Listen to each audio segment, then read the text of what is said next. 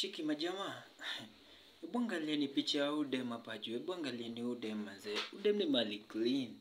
Tuna cheki. Manze dem ako na dimples za Sakaja. Mzee dem ni mali clean. Dem ni mjaluo. Obviously dem amebeba. Unaona? So nadhani wengi mnadhani mbona mzee anasifu udem. Kwani anamtaka nini? Ama wengine wanazadhani hii ni mali yangu. Hapana manze. There are pressing issues more than that manze. So unacheki udem anaitwa Rosie Akinyi. Unaona? So udem anaitwa Rosie Akinyi. Anafanya kazi Nairobi. Unaona? So udem apparently just this evening amepatikana na rafiki yake. Kuna rafiki yake mwenye, alafu pia huyo rafiki yake pia ni employer wake, anaitwa Janet Atieno.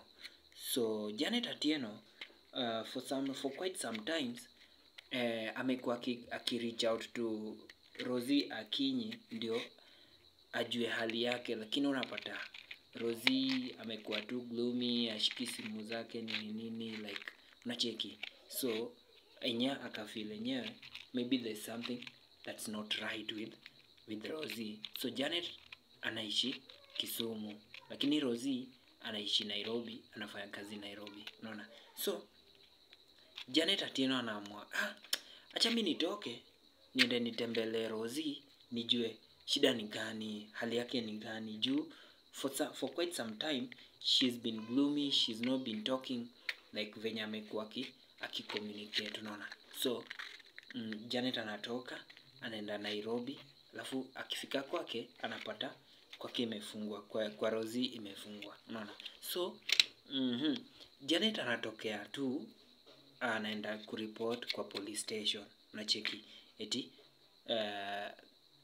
shigora like anaenda kuripoti a missing person case. Unaona? So akifika kwa police station anaambiwa you just start searching, sisi pia tukiendelea kufanya nini, kusearch. So amekuwa akitafuta Rosie kwa hizi hospitali nini nyingi, alafu kufika KNH, kufika Kenyatta National Hospital, manzi anapata Rosie Akinyi kwa morgue. Unacheki manze, kumbe Rosie ashadedi.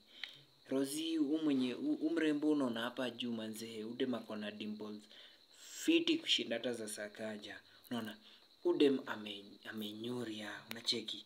So manze inasemekana, so watu wanafanya kwa morgue, wanasema hiyo body wali retrieve from a river. Unaona?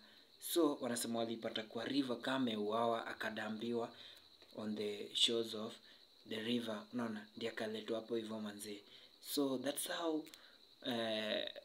how painful, like the painful death of Rosie Akinyi. So up to now ndio body imepatikana, bado they are continuing on search. Unaona? Wapate nani aliua Rosie manze. Manze mina hurumia sana Janet Atieno manze. Like a person you love, a person you take as a family, a person you take as a friend, a person you see as your employee, anakufa tu hivyo manze bila kujua. It's really painful to lose a loved one manze, but let's continue grieving with her. Tumuombe Rosie Akinyi, Mungu amlaze pema peponi. So tell me what you think in the comment section. I'm so sad, I'm so emotional.